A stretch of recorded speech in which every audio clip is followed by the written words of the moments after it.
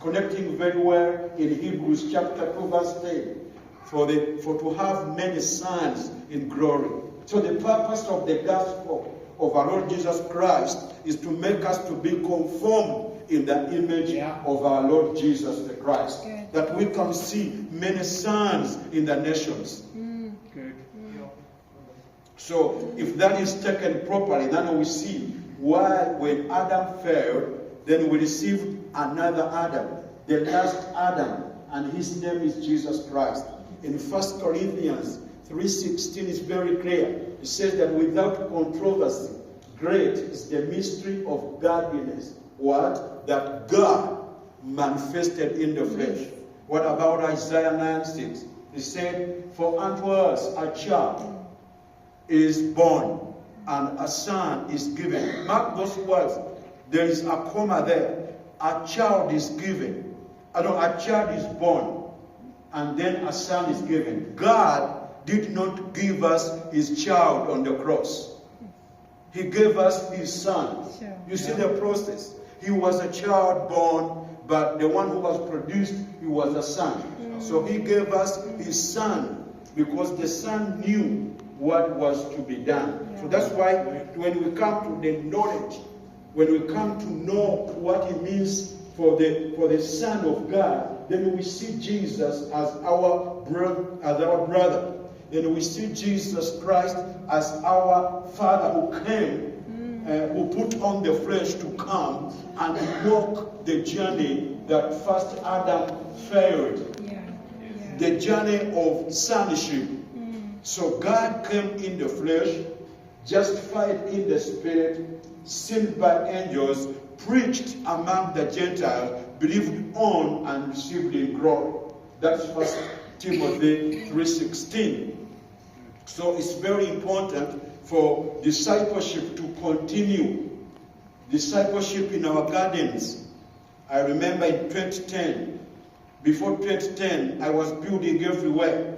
I was running everywhere. I was a conference-oriented garden seminar, trying to bring all these men to God. Until when I had a conviction that concentrate, set a time aside to your spiritual sons, that they can get quality stuff, quality time with your own spiritual children. And that's why discipleship is a lifestyle. Discipleship is not just about hanging up here and we go back. No, discipleship is a lifestyle. We have experienced this in our gardens. In fact, I can tell you this, the better discipleship is in the place of work. That the sons I have raised up to me are those ones I have been with them in the gardens. The one that we have worked with them in those areas, those ones they have become brothers and sisters very easily.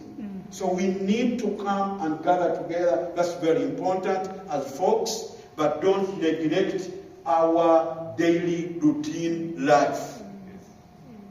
So that's very important. Then I'll talk a little bit about Isaiah 9:6.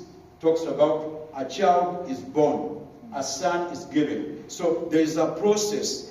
We began this journey in 1 John chapter 2, verse 12 to 14. It talks about 3 levels when we are growing to discipleship. Level number 1, we start a journey as children when we become born again. 1 Peter 2:2 says that as newborn babes, give them, they deserve pure milk. What is the pure milk? Not contaminated gospel. Be pure with the word of God. Be pure. At times we get contaminated on TVs, on other books, and here and there. Pick up here and there. We need to know what really we believe for. So pure word. Then number 2, I write to you, little children, because your sins are forgiven. You are suffering not because of your sins, but because at times suffering is part of the call. At times we go through hard things and people begin to say, man of God, I don't know whether I sinned, whether my parents, whether what and what. Doesn't matter. What is important now is to tell you that your sins were forgiven because of his name's sake. And then number 2, we begin to see, I write to you young men.